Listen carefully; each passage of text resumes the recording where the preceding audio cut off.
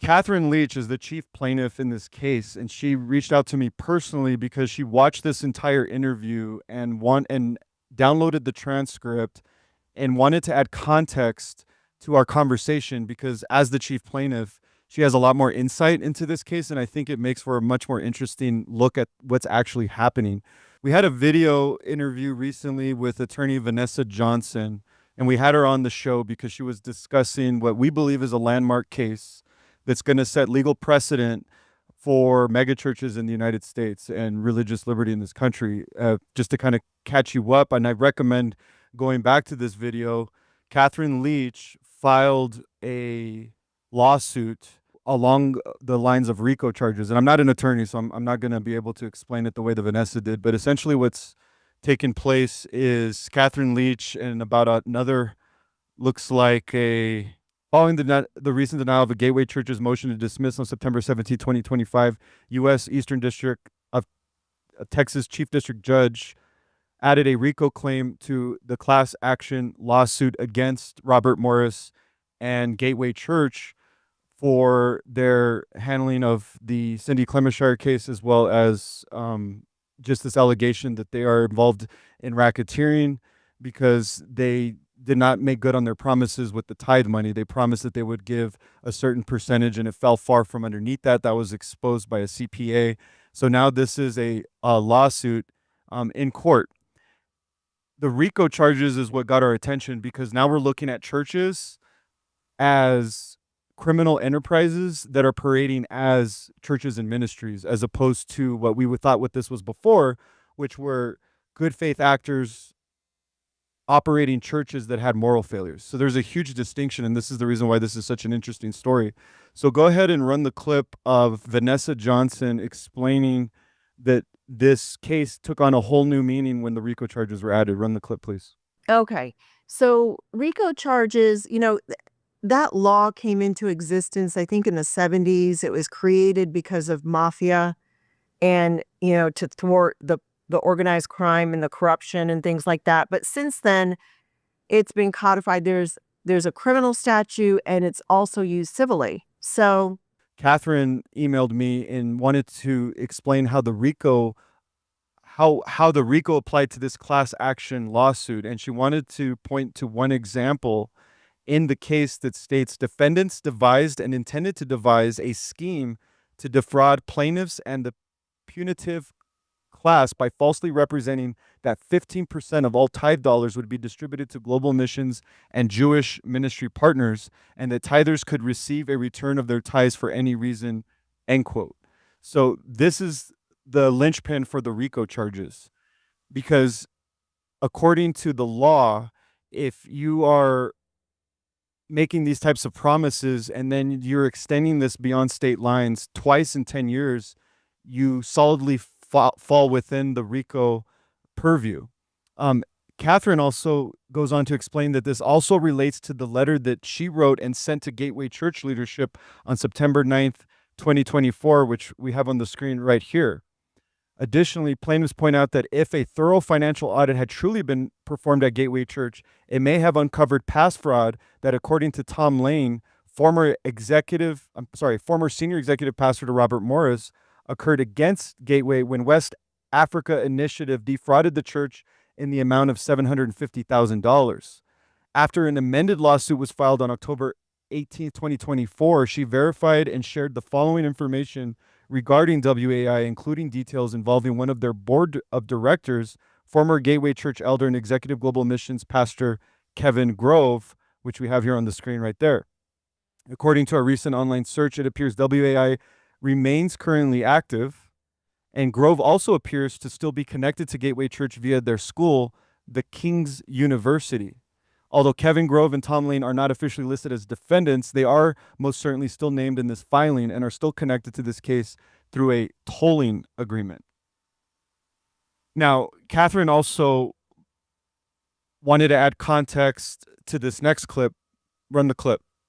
What it allows the plaintiffs to get, if they succeed, is triple damages and their attorney's fees paid. Katherine states that although triple damages can be awarded, money is not the focus of the plaintiffs in this case. This class action was filed as a last resort in response to Gateway Church's refusal to provide financial transparency or honor their money back guarantee. Asserting is that it's a pattern of racketeering activity, and they're saying that it was done through mail or wire. So things like it can be emails, it can be text messages, it can be anything that's, on the phone, or even, just through the mail, the regular mail, which people don't usually use anymore. It could be email, obviously. Katherine wanted me to add that Gateway Church stated they have a reach of 190 plus countries and over 100,000 attendees. So yes, the issue does cross state lines, and she would even argue far beyond our country's borders. This group of plaintiffs, which are the congregants, some of them, it's a class action. So there's a couple of named plaintiffs, but there's a whole group of people that have been harmed. Okay. Katherine wanted to let us all know that there are also hundreds of additional individuals listed as class members, but they have chosen to remain anonymous. So even though there are 4 named plaintiffs in the case, including Katherine, there's hundreds. So I think the implication here is that this is much bigger than just 4 individuals. This case is much bigger than just what it appears to be on the surface.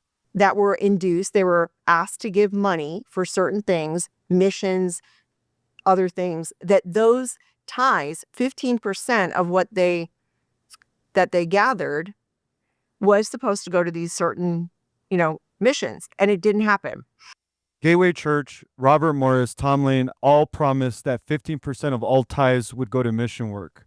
And here we have some clips of Robert Morris making that promise. But we just decided we give 15% of everything that you give anyway to missions. So, we've given $1 million gifts to many ministries, many times, because you are so generous. Welcome to Gateway's Global Weekend.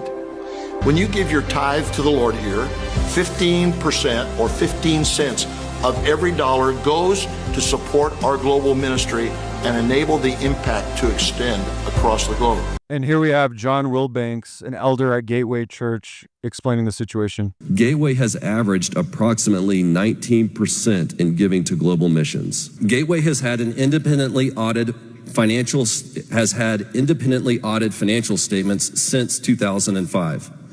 The firm who performs our audit is a nationally recognized auditing firm for nonprofit organizations. The name of that firm is Cape & Krause. These audits have demonstrated that our finances are managed consistent with best practices, and we have never had any wrongdoing revealed through these audits. Last year, an assertion was made that this commitment had not been met, and that less than 15% of donations were actually provided to the work of global missions. We take these matters seriously, and we are committed to ensuring financial integrity for our entire church family. To help ensure independence and accountability, the elders tasked Haynes & Boone Law Firm to retain the financial accounting and auditing firm Baker Tilly to conduct a thorough and independent inquiry into this assertion. That inquiry is complete, and I'm very pleased to report to you that our church has consistently gone beyond the 15% commitment. So the assertion that we have not met our commitment was and is false. From the pulpit, Robert Morris said that, hey, if you're not satisfied, you can just ask for your tithes back. I'm gonna make you a deal. All right? You tithe for the rest of this year to Gateway Church, and if you're not fully satisfied, I'll give you your money back. I'll give you your money back. I'll give you your money back. I will give you your money back. I will give you your money back. At the end of that year, I'll give you your money back. Yes, Robert Morris said this way more than once. Ms. Leach said that he's been making this promise and guarantee for the last 24 years and the entirety of his time at Gateway. And at no point in time did Gateway Church ever object to him doing so. She outlines this reasoning further in the letter that she sent to Gateway Church in 2024, which includes her motivations behind writing the letter in the first place. And you can read the letter right here on the screen.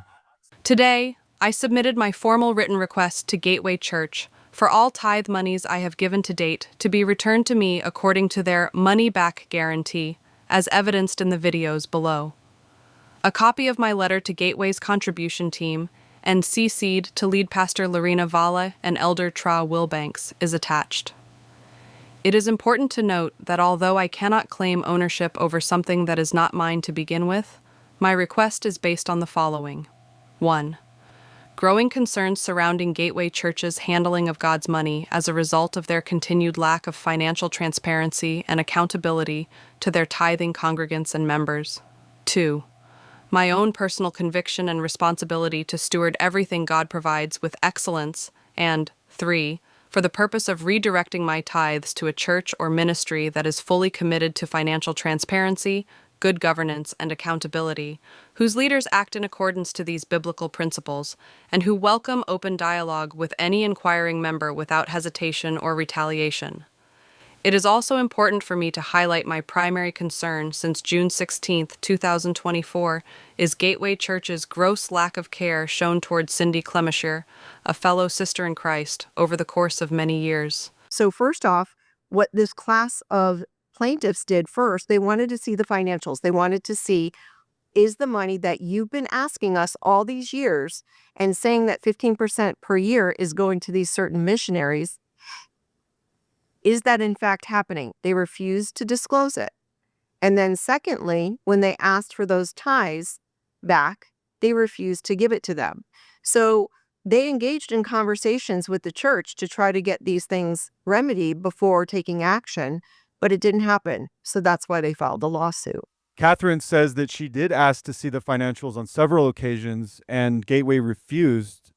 When they asked to see the church bylaws several times, they also refused. She asked for her money back, not to keep, but to relocate those funds to a church or ministry committed to having financial integrity and operating above reproach. They refused that also.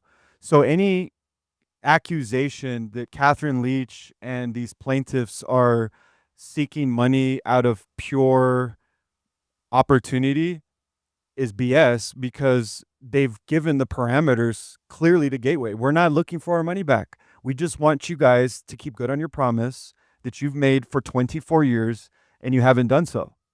They filed an amended complaint, and that's when they added 2 more counts, one of which is the RICO. That's actually the 4th count. And the 3rd count is just a specific count against Robert Morris and Steve Doolin. And it's fraud, intentional and negligent misrepresentation in regard to them. Katherine Leach stated to me that the initial class action lawsuit was filed on October 4th, 2024. The claims were 1, misrepresentation and fraud and conspiracy between all defendants, and 2, breach of contract and conspiracy to breach of contract. The amended complaint was filed October 13th, 2025, adding 2 claims: fraud, intentional and negligent misrepresentation as to Robert Morris and Steve Dolan individually, and RICO violations, mail fraud and wire fraud against all defendants. Robert Morris, and now there's only one other guy, Steve Doolin. I'm not sure. He was an elder there. Katherine Leach wanted me to clarify that Steve Dolan was a founding elder, associate senior pastor, and executive director of Kingdom Business Ministries at Gateway Church. Side note, former New Life Church senior pastor Brady Boyd was also a founding elder of Gateway and considered Robert Morris's right-hand man. But and is Tom Lane in that bunch? Say the name again. Tom Lane. So no, he's not. He's mentioned in the pleading. So that's an interesting thing. Let me just share this. When you have RICO, you can allege that people participated in furtherance of whatever it is, the fraudulent activity, the engagement, and they might not be named as defendants. And that's what's happening here. There's only 3 defendants that are listed now. It initially started with 5. Initially, it was Gateway, Robert Morris, Tom Lane, Kevin Grove, and Steve Doolin.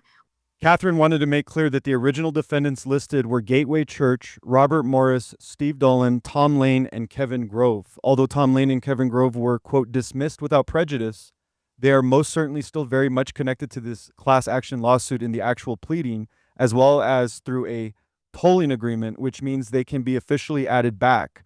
Concerns regarding Kevin Grove include the following. Filed Friday, October 18th, 2024. Some of the amendments are as follows. This lawsuit is about transparency and promises, brought by members whose concern is not money in their pockets, but rather exposing fraudulent stewardship. On information and belief, Robert Morris, Thomas M. Lane, Kevin L. Grove, and Steve Doolin, with the knowledge and consent of Gateway elders, have diverted money from global missions and Jewish ministry partners to secret organizations. In the CPA's exit interview, Tom Lane told him about fraud against Gateway that occurred when an organization called the West Africa Initiative, WAI, defrauded the church in the amount of $750,000. The CPA's research unveiled that several Gateway leaders, including Kevin Grove, Ernest Reed Grafke, and Peter Hirsch, may have been on the WAI board of directors. If an audit had truly been performed, it would have uncovered Gateway's engagement with the WAI for supposed ministry project. Recently, Gateway's elder, Tra Wilbanks, told congregants that Gateway has audited financials going back as far as 20 years. Plaintiff's counsel has requested a copy of the audited financials from Gateway's counsel, Ronald Breaux, but no such audited financials have been forthcoming. This class action complaint has been changed from Texas Rule of Civil Procedure 42B3A to Federal Rule of Civil Procedure 23. Probably still engaging in things like that, where they're asking for tithes. If they're doing any engagement like that over wire, over email, then that would suffice. I also want to challenge you over and above your tithes. If you are frustrated with what you're seeing in churches, do something about it. Don't just complain. Maybe you need to make the kings a part of your monthly giving in your offerings. You notice I said tithes and then there's offerings. Okay, settle that one down. But there are things that you want to invest in. You invest in a $13 cup of coffee every day. Invest in the kingdom. And so we need your continued prayers. There's so many ways to get involved, and we would love to connect with you out in the booth. There's actually two. So there's one in the children's wing, and there's one also right outside. Great. Thank you so much. Absolutely. I'm honored to be here. Yeah. So in this particular clip, Katherine Leach wanted to address the fact that Gateway Church is still engaging in asking for these tithes despite the pending lawsuit. And in her deeper research, although Daniel Floyd looks like Gateway's new pastor, she made this discovery of what looks like his past connection to Gateway Church and Robert Morris. In other words, Katherine's alleging that they're just rearranging the chairs in the sinking Titanic. Roll the clip. One of the good new things that God has been doing at Gateway Church in this new season has been introducing us to some new friends in the body of Christ.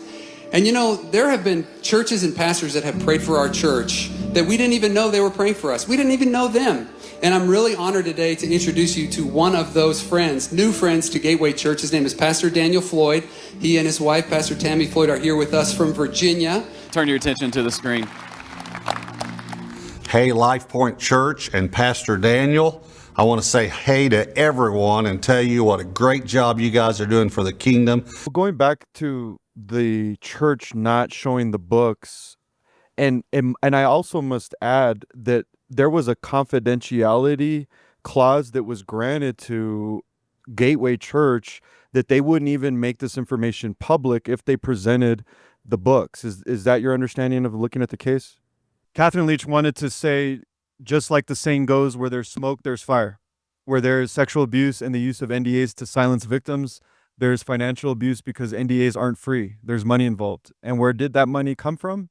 From donors. Cindy's story confirmed the use of NDAs on the sexual abuse side. The financial abuse component was alleged by the esteemed CPA and former Gateway employee Alan Shoulders. Mr. Shoulders shared more details during his interview with Julie Roys of the Roys Report. Do you know about Cindy Clemenshire and her father? Also, they have another lawsuit. It's in state court. It's in Texas.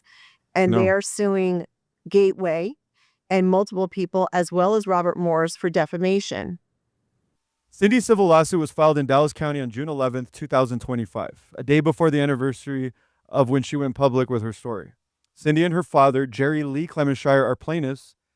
Defendants are as follows. We have Gateway Church, Robert and Debbie Morris, Thomas Miller, the former executive lead team pastor, Tra Wilbanks, longtime and current lead elder, longtime and former executive global missions pastor Kevin Grove, longtime and former elder Jeremy Carrasco, longtime and current elder Kenneth Fambro, longtime and former Church Network Pastor Galen Losh, current elder Dane Miner, longtime and former church spokesperson and executive director of Gateway Media, Lawrence Swicegood, founding elder and former executive pastor of Kingdom Business Leaders Stephen Dolan, and the Robert Morris Evangelistic Association that currently lists Robert and Debbie Morris, Dane Miner, and Steve Dolan as directors, as well as Jimmy Evans and Robert's father, Jurl. And you can read more about the findings in the link in the bio, as well as what you see here on the screen. Cindy Clemenshire in 2005 or 2007 asking for $50,000. Remember that? She was asking Yes. Robert Morris for $50,000 for counseling, and he refused to give it to her. Cindy requested $50,000 to help pay for years of counseling. Instead of living up to being the, quote, most generous church in America, Robert Morris countered Cindy's request by cutting that amount in half to $25,000, and with the condition that she sign a non-disclosure agreement. Thank the Lord that she refused. So let's wrap our heads around this detail for a moment, Catherine's asking us. Donor money and tithes would have gone towards silencing a victim of church sexual abuse. How many other people are being abused and muzzled by NDAs? Let me repeat myself for those in the back.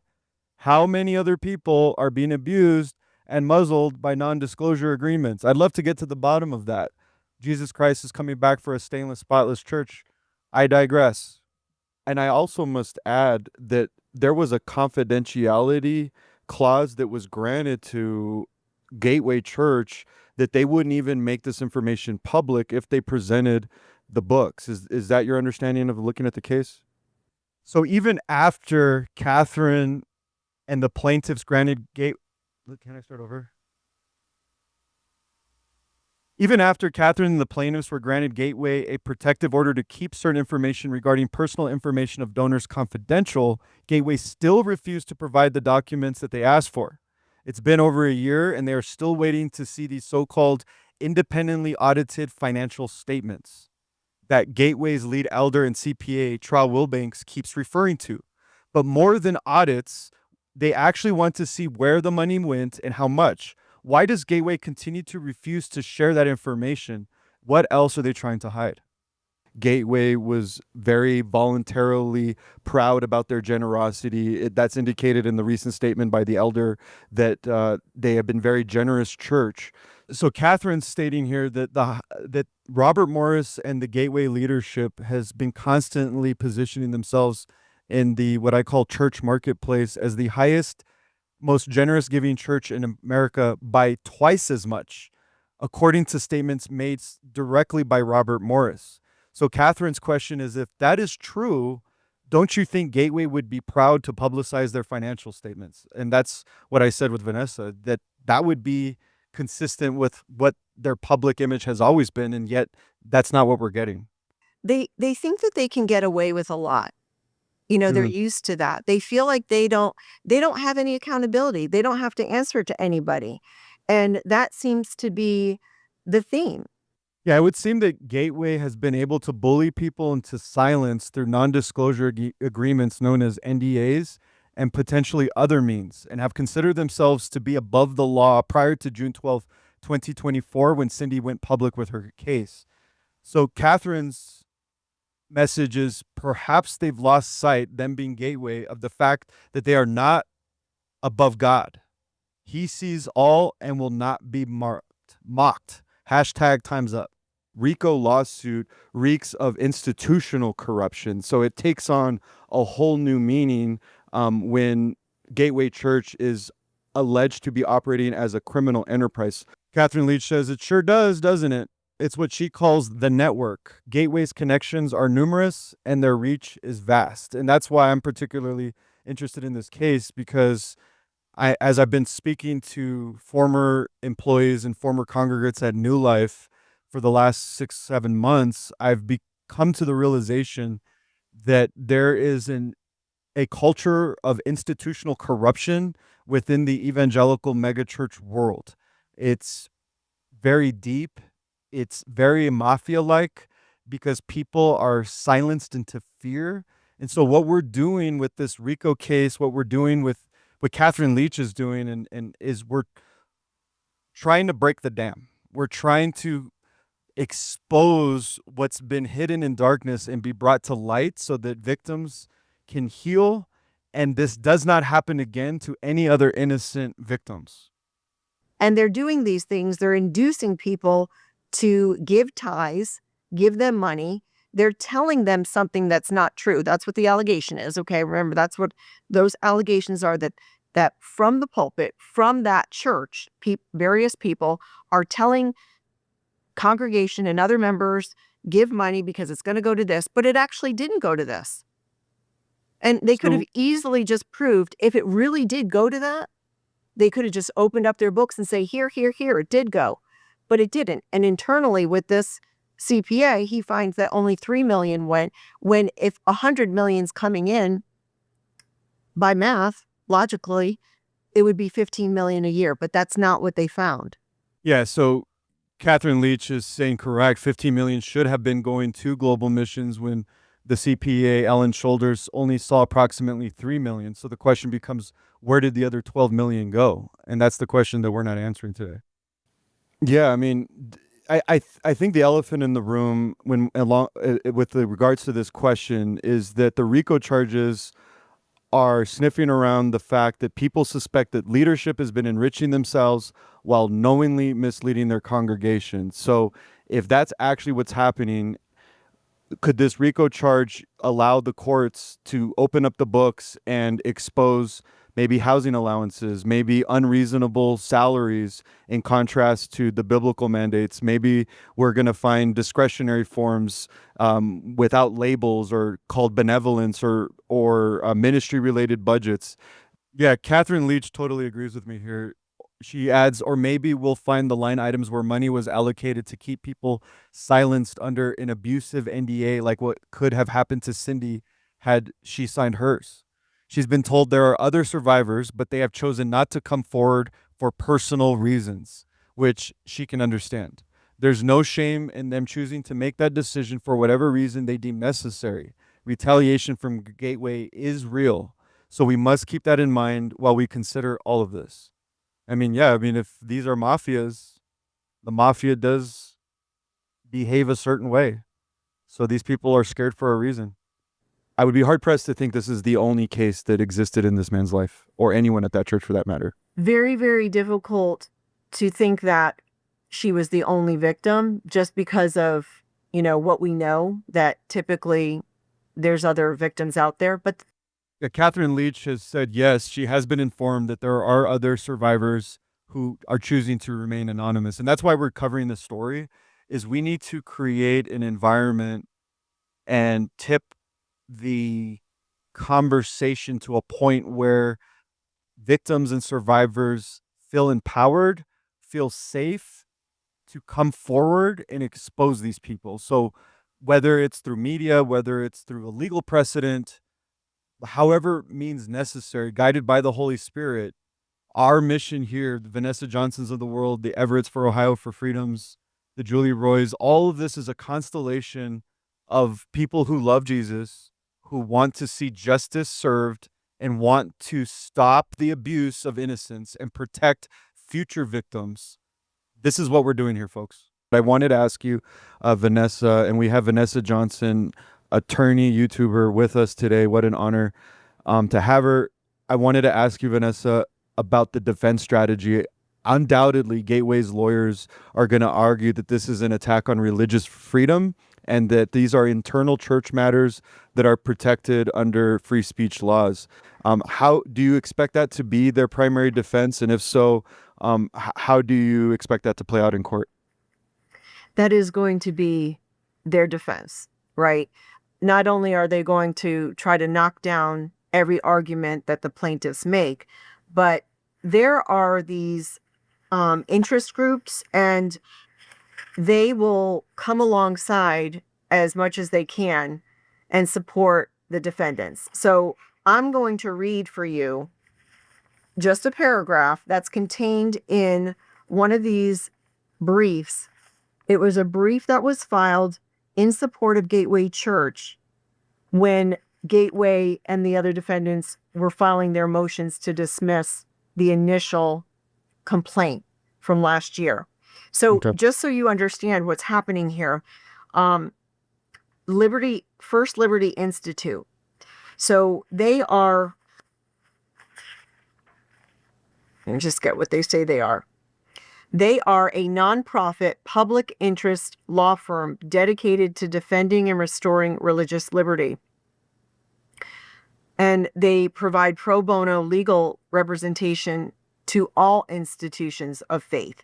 So they're coming alongside Gateway Church to support them, and they're arguing that this case should not go forward because it's going to be harmful to churches, that they're not going to be able to do what they normally do. They're saying that the claim would proceed, if it were to proceed, the complaint would create a dangerous precedent that invites theological disputes to become court disputes and threaten to chill religious speech and exercise. First Liberty Institute. She discovered this bombshell in January of 2025, which she concludes is a major, hashtag all caps, major conflict of interest. Why would First Liberty submit an amicus in favor of a church harboring a pedophile? Allow me to repeat that. Why would First Liberty submit an amicus in favor of a church who's been proven to harbor a pedophile? Not a good look for First Liberty. So let's take a look at First Liberty. First Liberty is a 501c3 with representatives through the U.S. from California to D.C., and their motto is first in the fight for your religious liberty. Their impressive list of victories at the Supreme Court level shows their dedication to defending Americans of any faith. So they have Coach Kennedy, Sweet Cakes by Melissa, Carson versus Macon. And they say allowing disgruntled congregants, saying which few churches lack, to haul the church into court because they disagree with its use of their tithes opens a Pandora's box of litigation into every aspect of a church's internal decision making. And in order to preserve the freedom to practice religion, they're asking that this complaint get dismissed. So that is exactly what they're going to be arguing, that it shouldn't be in court, that it has no place in court. These are issues that should be dealt with in church, and saying that these people are all disgruntled congregants. We hear that all the time. I just did a video yesterday on a case. It's the same thing. It's the same argument. That's what they all say, that they're disgruntled. Not that they have a valid concern or a valid case, but that they're just disgruntled. Disgruntled, yes. Yeah, First Liberty may attempt to minimize our claims and us being Katherine Leach. I'm reading from Katherine Leach's statements. And just for your information, Katherine Leach gave me permission to air this broadcast. However, her attorneys have not cleared her on coming onto the show, which is kind of our way to work around this. So First Liberty, she wanted us to know that First Liberty may attempt to minimize her claims by calling them disgruntled, but that is not going to fly when it comes to the law, and they would and should know this. What First Liberty tries to argue is the First Amendment, separation of church and state, Jason's favorite argument, and the ecclesiastical abstention doctrine. What they did not mention is the fact that the First Amendment does not shield someone from accountability who commits fraud, allegedly, for the lawyers. Allegedly. If they commit fraud, you are not protected by the First Amendment. And that's something that Katherine wants to point out, and I agree. I think that that's a sin of omission on behalf of First Liberty. In this next segment of the show, we're going to present the connections between Robert Morris and Gateway Church and Brady Boyd and New Life Church here in Colorado.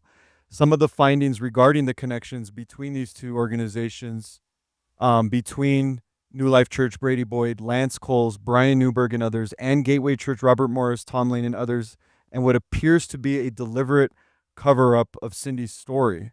In her opinion, New Life Church, Brady Boyd, and others are not completely off the hook quite yet. She will be sharing new findings on Brady Boyd in the coming days and weeks.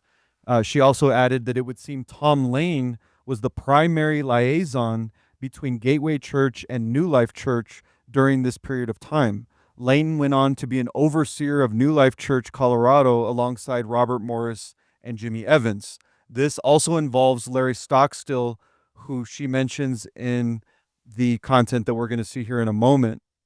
Cindy's sister, Cindy Clemenshire's sister, Karen Clemenshire, and this is the big story, and we've covered this at length with Julie Roys and Everett, but it's worth repeating here that the Clemenshire family, specifically Karen, went to New Life Church leadership and told them every detail about what Robert Morris did to her sister when she was a little girl before New Life's Pastoral Selection Committee voted to install Brady Boyd as their new senior pastor. Unbeknownst to NLC, Gateway Church, or Robert Morris and others, Karen was a congregant at New Life. When she heard Brady was coming from Gateway, she immediately called for a meeting with leadership. In the end, New Life Church chose to believe Gateway Church's Tom Lane rather than the direct testimony of Cindy's own sister, Karen Clemenshire. Make that make sense. Now to a story that is still developing tonight. Evangelical pastor Ted Haggard was forced to resign today as the head of the New Life Church in Colorado Springs. And we reached a decision yesterday morning through much travail and prayer that it was our job not to discipline and restore, but to dismiss Pastor Ted permanently from the senior pastor leadership of this church. Now our job is to help you to move forward into another direction, and that is the selection of a new leader for you moving into a new season of this church. This new leader that the Lord will show is going to bring us into another level of destiny as New Life Church. Can I have an amen to that? So 9 of us began seeking the Lord. You know, what's next for New Life? Who's the next pastor? I hear about this guy named Brady Boyd down in Texas. It was early on, I kind of got in on like this email thread that said, here's some like videos of some of these people preaching. And the first one I opened was Brady Boyd. And I immediately just thought, that's who we need. It became clear to us that Brady and Pam were to be the next pastors of New Life. Well, good morning. My name is Brady Boyd. I'm your new senior pastor.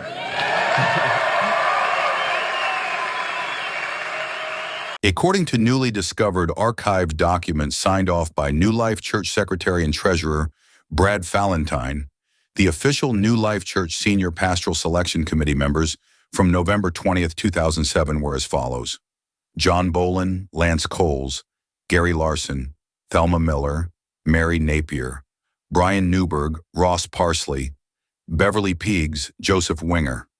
An additional archived document confirms Pastor Larry Stockstill from Bethany World Prayer Center in Baton Rouge, Louisiana, was New Life Church's lead overseer at the time, alongside Pastor Mike Ware from Victory Church in Denver, Colorado, Pastor Mark Cowart from Church for All Nations in Colorado Springs, Pastor Tim Rao from New Covenant Fellowship in Larkspur. He will have to register as a sex offender as part of this. We have been covering this criminal case since March, when Morris was indicted on 5 counts of lewd or indecent acts with a child for molesting a young girl here in Oklahoma 4 decades ago. He faced up to 20 years in prison for each of those 5 charges. In this email uncovered in New Life's archives, Lance Coles thanks Karen Black for informing the selection committee of what Robert Morris had done to her sister. Has come up is, what about the search committee? What legal responsibility do they have in this for not saying more about it or not raising more of a red flag? And 2 members of that search committee still serve on our staff. So is there any kind of a consequence for them? Are they going to be asked to resign? And what I can tell you about that is that our legal counsel has scoured the documents and gone over the timeline and all of the evidence. And what they have said to us is that our search committee, now this is a paraphrase, not a quote, but our search committee has done more or less what any reasonable person could be asked to do in that situation. And they concluded that there was little, if no legal liability to the search committee and those members of the search committee that are still on staff with us. Well, it came to light a year ago. In fact, next Sunday will be the 1-year anniversary of this news. But a year ago, next week, it came to light that Robert Morris had sexually assaulted a 12-year-old girl for 4 straight years. The search committee was brought, the fact that Cindy Clemenshire was 12 years old, that was brought to their attention. They found out, they heard in an interview with a family member that Cindy was 12 years old. And they immediately called the elders at Gateway Church and told them.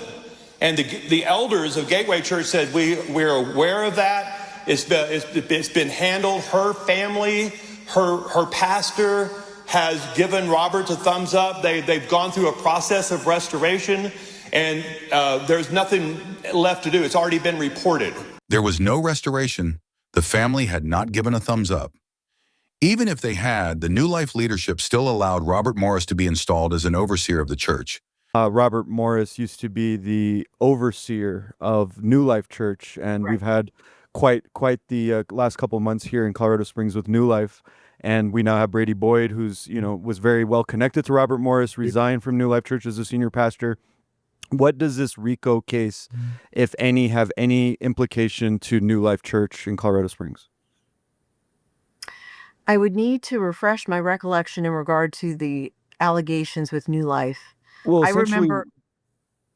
yeah. Well, sorry to interrupt you. Did you want me to let you No, finish go there? ahead and tell me, because I remember it was the cover-up, and that they were claiming they didn't know about Robert Morris, and that Brady Boyd didn't allegedly know, but the allegation was he did know, and they brought him on anyway. Is it that Exactly. context? That is exactly what happened. And now Brady Boyd is gone, and they've fired the elders that were proven in the court affidavits to have known. And so now we're in a situation where we have allegedly a board that doesn't know, which I don't buy, and a senior pastor that allegedly doesn't know or has never been asked to know. And I don't think that applies. So I'm just curious to know, now that, there's this connection between New Life Church and Robert Morris being an overseer, and Brady Boyd, being mentioned in the court affidavits as someone that did know. And now that this is in a RICO case, is there any potential fallout for New Life? There could be. Think of it like this. It's very similar to the allegations against Robert Morris, and all of his buddies at Gateway Church, that they were intentionally hiding the fact that he had SA'd a 12-year-old so that they could continue to run their church, make their money, sell their products, sell their books. So, similarly, in order to get Brady Boyd here, because we know that, this could be the argument. I'm just saying, this could be the premise. In order to get him here, people know who he is. He's going to sell books. Yeah, we're aware that he's aware of this criminal act, and we're covering it up so that we can do these things and gain money. If there's an attorney out there and they have a class of people, or even a couple plaintiffs that have standing, yeah, there could be a lawsuit against them. I mean, I think that when you give your tithes and offerings, and you give a portion of your money, there should be an expectation that you know where your money is going. I think that's an expectation that is very reasonable for the vast majority of the public. I think that when they give their dollars, they want to make sure that that money's going where it's supposed to. And we've seen for years nonprofits come under the limelight, under the microscope of, hey, why is 85% of your donations going to administrative costs? Same with school districts. And I think people are kind of fed up, and they want to know that the money that they're being taxed for, the money that they're giving willfully, that money is actually going to where they say it's supposed to go. And so while I do echo the idea that, hey, we need to continue to protect religious liberties in this country, and I think that's a very important part, I don't see this case being a case that is attacking our First Amendment right to practice our religion freely. Yeah, although religious organizations are not required to file a 990, the IRS does provide recommendations for 501c3 to follow, including publishing their financial statements online to encourage an environment of transparency with the public. Yet so many don't do this. And I find that interesting, because if anyone's ever been around megachurch culture, and I've been to a lot of these churches, when I've visited looking for churches, whatever the case may be, almost all of them are proud of their generosity. Almost all of them make sure to take time out of the service to say all of these amazing things that we're doing with your tithe money and how they're a force for good in the community. In many cases, they are. The point that Catherine and I are making here is that if that's your modus operandi, why aren't you following through when it comes to proving it, when it's time to actually show the receipts? Why do so many choose to advertise that they're generous yet never follow the IRS recommendation, or in good common sense faith, here's what we're doing with the funds? I mean, Wall Street does this by law when they're public. You have to disclose your financials. But for some reason in Megachurch America, we don't have that standard, and again, it's not legally mandated, but it doesn't pass the logical muster test. 501c3s must not operate for the benefit of private interests such as those of its founders, the founder's family, its shareholders, or persons controlled by such interests. Katherine goes on to state that a Section 501c3 organization must not be organized or operated for the benefit of private interests, such as the creator or the creator's family, shareholders of the organization, other design individuals, or persons controlled directly or indirectly by such private interests. No part of the net earnings of a Section 501c3 organization may inure to the benefit of any private shareholder or individual. A private shareholder or individual is a person having a personal and private interest in the activities of the organization. So Katherine Leach, in light of that IRS byline, states, I wonder if Gateway Church's books would reveal numbers that reflect quite the opposite. I mean, how else would Robert Morris be able to amass approximately $117 million in wealth? It's a good question. Because if you're a 501c3 and the law requires you to be doing this for altruistic purposes, is the implication here. This is not a family business. If you want to run a family business, go do what I did and what the men next to me did, and go file an LLC and be for profit. But what these guys are doing, and what it's appearing to do, is they form a church, they amass $117 million in personal net worth, tell everybody how generous they are, hide behind a 501c3, and tell their congregation and the law, go fly a kite. We're not going to tell you what we're going to do. What we will tell you is we're a very generous church. Period. End of story. Yeah, there's a documentary that I want to point out to people. It's called The Religion Business. It's a 7-part docuseries directed by Emmy Award-winning Nathan Apfel. It basically goes right into this. He's exploring the issues of financial accountability and transparency within churches and ministries, and he's got some incredible content where he's out in the parking lot, I think, of Kenneth Copeland's church, and security's dragging him out like a criminal. Yep. And the guy is just asking, hey, where is the tithe money going? I just tithe. How much does the pastor make? I don't think that that's an inappropriate question for a church congregant. I don't understand. It's incredibly what the Gen Z would call sus, that these guys would just deflect this question. I mean, especially when their modus operandi is constantly going up on stage and saying, look at all these amazing things we're doing. Look at who we just gave all this money to. Look at all this amazing things we're doing. Many churches remind us every single time, and right before tithing starts, we are the church that uses your tithe money for our community. I mean, this is something that they literally brand themselves on. So it's incredibly suspicious that when we actually ask for the receipts, we ask for the books and say, okay, time to pony up. Where is this money actually going? How much does the pastor make? Does he have a housing allowance? Are there benevolent funds? Are there, slush funds? What does the budget look like? And they just immediately want to shut you down. And then if you actually show up in their parking lot, they break the law. The security unlawfully detained Nathan, the director of religion business, in the documentary. So all of this just looks incredibly suspicious.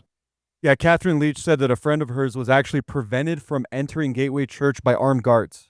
This was after she and Katherine had an in-person meeting with Gateway lead elder Tra Wilbanks and fill-in after who was a fill-in after Robert left, Lorena Valle. Although Mr. Wilbanks may stand on Gateway's stage and say they welcome people to ask questions, her experience was quite the opposite. They may extend an invitation to ask questions, but it doesn't necessarily mean they have an intention of answering them. That is so true, because after this broke at New Life, Daniel Grothe and the elders went before New Life Church and said, we are here to answer any questions. Just pull up, come talk to us. We're here for you. And not one, not three, not five, but dozens of people that I personally know and others that I've attended church with posted on Facebook, sent me personal text messages saying they went to Daniel, they went to the leadership, and guess what? They weren't open to a conversation. They were brushed off. In one case, actually more than one case, they were treated rudely, and they were told, here's a pamphlet, there's going to be a meeting, shut up, essentially. So this is just consistent with this posturing on stage of, yeah, we're open, we're willing to have conversations. But my experience and Catherine's experience is that this isn't actually true. They're just saying these things on stage, but when the rubber meets the road, they're not interested in talking. And she goes on to say that this is one of the reasons why she filed this class action lawsuit as a last resort. And although that seemed to get their attention, it's been over a year and we are still waiting for answers to our specific questions. It hasn't happened yet, and it's been a year. Crazy.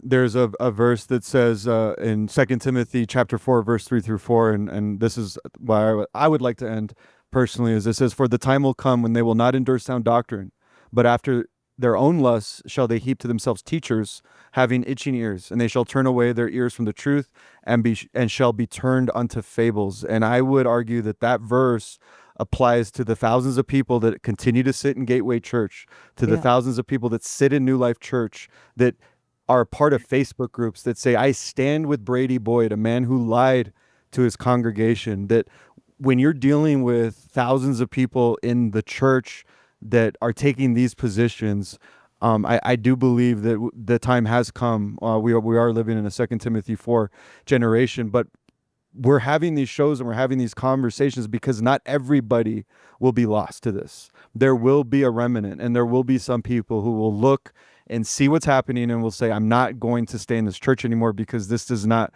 reflect the Great Commission. This is not the church that Jesus Christ had built nor intended to build. I agree. That's so well said. Katherine Leach says, so true. It continues to boggle her mind how so many people defend this kind of behavior. She chalks it up to them not truly knowing Jesus or the heart of God. If they did, there's no way that they would turn a blind eye to sexual abuse and corruption. Over the past year, she's asked herself many times, with over 100,000 attendees, where are all the people from Gateway demanding accountability and transparency? I echo Dietrich Bonhoeffer, who said, silence in the face of evil is itself evil. God will not hold us guiltless. Not to speak is to speak. Not to act is to act. How's that for a short?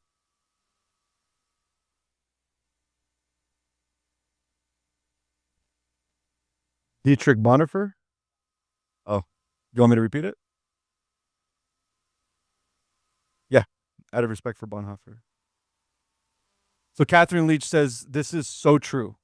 It continues to boggle her mind how so many people defend this kind of behavior. She chalks it up to them not truly knowing Jesus or the heart of God. If they did, there's no way they would turn a blind eye to sexual abuse and corruption. Over the past year, she's asked herself many times, with over 100,000 attendees, where are all the people from Gateway demanding accountability and transparency? She echoes Dietrich Bonhoeffer, who said, silence in the face of evil is itself evil. God will not hold us guiltless. Not to speak is to speak. Not to act is to act. Yeah, I just think it only takes one, right? It only takes one of these cases, one of these allegations, one of these charges to make a difference and to ripple down the chain. And I hope that this is that one case. I hope that there's other pastors, other church leaders that are listening into this episode right now or listening into whatever we do and go, hey, we should take heed of this. And we said for a long time, in fact, we called out churches to start their own Doge, right? Department of Church Efficiency. Doke. But look at it and go, okay, are we spending our money wisely? I mean, these are dollars that are gifts. And you should be looking at them as if they're God's, not your own, right? And they belong to the Lord. And so what you do with them, I think, is really critical. And so just to spend it unwisely, to spend it however you feel, to throw it away on a private jet to, hurt it. Multiple jets. Yeah, multiple jets in many cases. It's just absurd. Yeah, Katherine Leach says they are all 100% God's, and we will be held accountable for how we steward them. This is yet another reason why she wrote her letter and provided the link that she provided above. Who makes an infomercial out of something as sacred as God's tithe? Wow. Just wow. And she felt led to formally take Robert Morris and Gateway Church up on their money-back guarantee, which became a part of this class action lawsuit and eventual RICO claim. The defendants only have themselves to thank for all this. Cindy's criminal and civil lawsuits and their class action and RICO claim.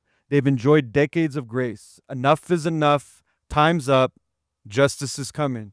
Robert Morris, justice came to you, brother. I have a message for all the megachurch pastors, all the leadership across the country. Repent. Turn away from your sin. Jesus is coming back for a stainless, spotless church. You are going to be held to a higher standard. Repent and turn away. Do the right thing, guys, because we will force your hand. We being the church. We are the church. God is the head of the church. He's coming back for a stainless, spotless church. Repent or get out of the way.